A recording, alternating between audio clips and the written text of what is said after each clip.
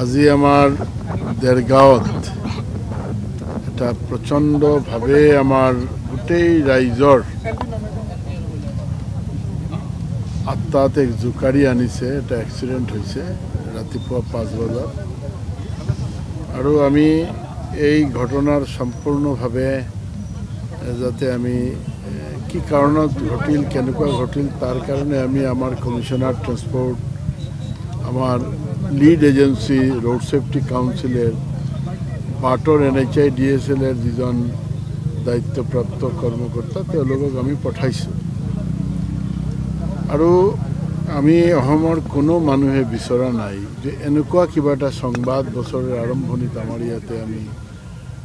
পাম, এনেকুৱা কোনো মানুহে ভাবিব পৰা নাই। দুৰ্ভাগ্যৰ ঘটনা, আৰু এনেকুৱা ঘটনা প্ৰতিহত কৰাৰ কাৰণেই আমি চৰকাৰৰ ফালৰ পৰা যোৱা প্ৰায় 1 মাহৰ ওপৰত হ'ব আমি পদবাটে আমি মটৰচাইকেল আমি ঘূৰি আছোঁ। আমি 98টা সমষ্টিত গ'লোঁ, আৰু আজি নলবাৰীৰ কিছুমান ঠাই বাকী আছিল।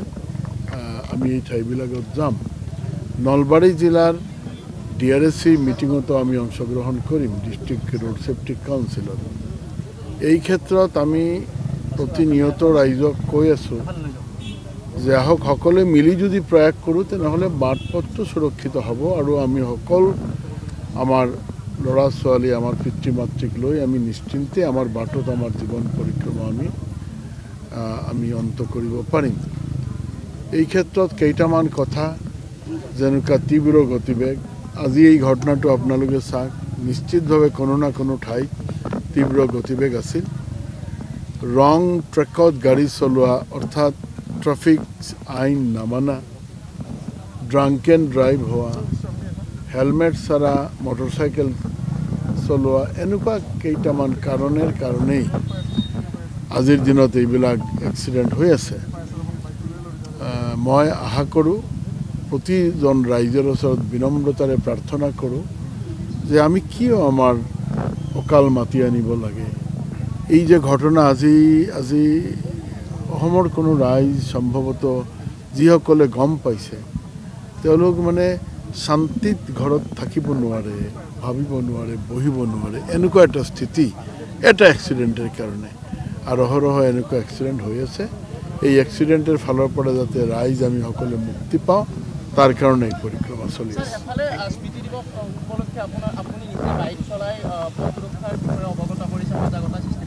কিন্তু আজিৰ টাইমতো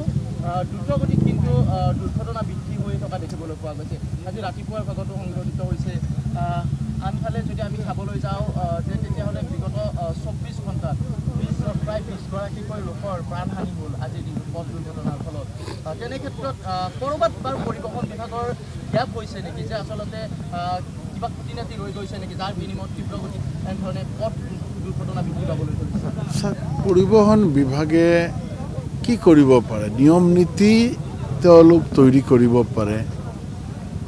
এতিয়া নিয়ম নীতি যিসকলে ব্ৰেক কৰিব তেওঁলোকৰ ওপৰত হয়তো বা আইনগতভাৱে পেনাল্টি কৰিব পাৰিব বা শাস্তি প্ৰদান কৰিব পাৰিব। তাৰ বাহিৰত কোনো মানুহৰ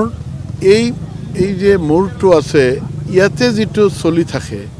মনত যিটো চলি থাকে, এই কথাটো কেনেকুৱা নিয়ন্ত্ৰণত আনিব? আৰু সব ঠাইত আমি আইনগতভাৱেও আমি নিয়ন্ত্ৰণ ৰক্ষা কৰিব নোৱাৰোঁ। কিয় নোৱাৰোঁ? আজি 45 লাখ ৰেজিষ্টাৰ্ড ভেহিকল আমাৰ অসমত আছে, আৰু অল ইণ্ডিয়া লেভেলৰ গোটেইখিনি ভেহিকলছ লৈ প্ৰায় 50 লাখ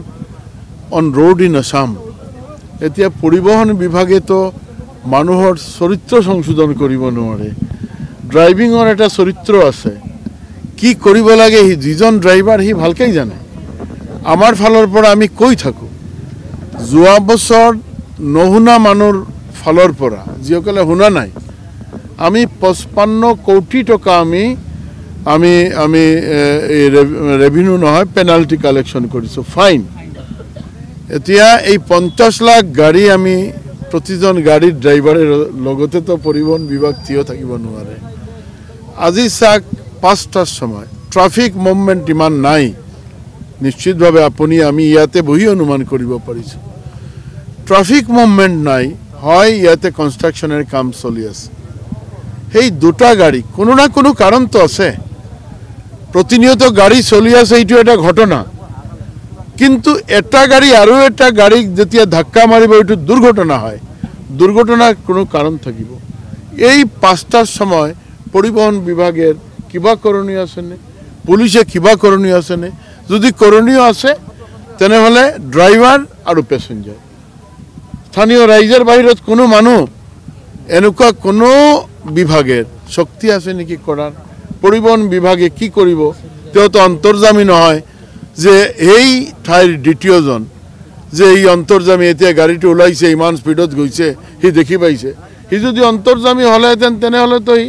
ভগৱানেৰ নিচিনা ওপৰত থাকিলেহেঁতেন দাদা ভাই সব একেবাৰে একেবাৰে একেবাৰে আপুনি সঁচা কথা কৈছে দৌৰাত্ম বৃদ্ধি পাইছে আমি দৌৰাত্ম বৃদ্ধি খালি ট্ৰাক ডাম্পাৰ তো আছেই লগতে বাকীসকলৰো যে দৌৰাত্ম বৃদ্ধি পোৱা নাই এনেকুৱা নহয় হেলমেট নিপিন্ধি যোৱা মানে 79% এক্সিডেণ্ট হৈছে হেলমেট নিপিন্ধাৰ কাৰণে এতিয়া আপুনি যদি যায় আপুনিও মোটৰসাইকেল চলাই আছে চাব আপোনাক যে ক্ৰছ কৰি এটা মোটৰসাইকেল গৈছে এনেকুৱা লাগে বা এটা গাড়ী গৈছে এনেকুৱা লাগে যে হি যেনেকুৱা গলেহে পৃথিৱীৰ সূৰ্যোদয় হ'ব আৰু নহলে সূৰ্য ঠাকুৰ নুঠে আমি মানুহবিলাক আৰু জীয়াই থাকিব নোৱাৰিম তেওঁৰ ইমান গতি ফৰ হোৱাট এই কথাবিলাক কোৱাৰ কাৰণে গৈছো আমি উদাৰ কাৰণে সমাজ ব্যৱস্থাত গৈছো সকলোৱে মিলি গৈছো মই তো অকেলা যোৱা নাই আমাৰ ইয়াতে এই যে আপুনি পৰিবহন বিভাগ ক'ব পাৰে আজি চাকচোন কিমান পৰিবহন বিভাগেৰ মানুহ কিমান কষ্ট কৰি আহি আছে এতিয়া আমাৰ লগতে পুলিশ আছে ট্ৰান্সপোৰ্ট আছে আমাৰ লগতে এক্সাইজ আছে ফিশাৰি আছে গোটেইখিনি আমি কিয় আহি আছো আমি পৰিশ্ৰম যোৱা মাহত আমি 28টা জিলাত এক মাহৰ ভিতৰতে আমি সকলোৱে মিলি আমি ৰোড সেফটি কাউন্সিলৰ মিটিং পাতিলো under the chairmanship of deputy commissioner মই নিজে উপস্থিত আছো প্ৰতি মাহে আমি বহু ৰাইজেৰ ওচৰত আমি বিনম্ৰতাৰে কওঁ আমি ড্ৰাইভাৰ এসোসিয়েশনত গৈছো আমি এই যে আপুনি ডাম্পাৰ কৈছে ডাম্পাৰ বাস মালিক সংস্থাৰ ওচৰত গৈছো তেওঁলোকৰ অফিসত গৈ কৰজোৰে কৈ আহিছো যে মানক আপোনালোকে কিন্তু কোনো না কোনো ঠাইত নামানে সেই কাৰণে এনেকুৱা দুৰ্ঘটনা হৈ আছে আজি স্যাৰ যেটো দুৰ্ঘটনা সংঘটিত হল সেই দুৰ্ঘটনাৰ পিছত যেটো আয়ুক্তগৰাকীও তাত গৈছে কেইবাগৰাকীও বিষয়া তালে ৰাওনা হৈছে গতিকে দুৰ্ঘটনা কি কাৰণত সংঘটিত হল সেই বিষয়টো এতিয়ালৈকে স্পষ্ট হল নেকি না তেওঁলোক যাব নিৰ্দেশনা দিয়া আছিল কোৱা হৈছে যে পথৰ নিৰ্দেশনা সঠিককৈ নিদিয়াৰ কাৰণে এই দুৰ্ঘটনা সংঘটিত হল আপুনি কৈছে বা আৰু এজনে কৈছে বা মই কৈছো এইটো ডাঙৰ কথা নহয় কথাটো কোনটো যে ইয়াতে এটা ঘটনা হোৱাৰ পাছতে যেহেতু উচ্চবৰ্গীয় অফিচাৰসকল গৈছে উচ্চ স্তৰৰ অফিচাৰ গৈছে ডিসি আছিল এসপি আছিল কমিশনার গৈছে আর লিড এজেন্সি মানে রোড সেফটি কাউন্সিলের মানুষ গৈছে NHIDCL গৈছে আৰু আন অফিচাৰ গৈ পুংখানুপুংখভাৱে এইটোৰ তথ্য ল'ব লাগিব